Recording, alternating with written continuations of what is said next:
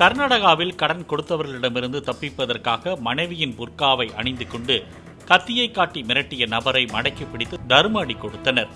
பாகல்கோட்டை சேர்ந்த அகமது ஜனம் சாகர் புர்கா அணிந்து மிரட்டியதால் கடன் கொடுத்தவர்கள் தாக்கியது குறித்து காவல்துறையினர் விசாரணை மேற்கொண்டுள்ளனர்.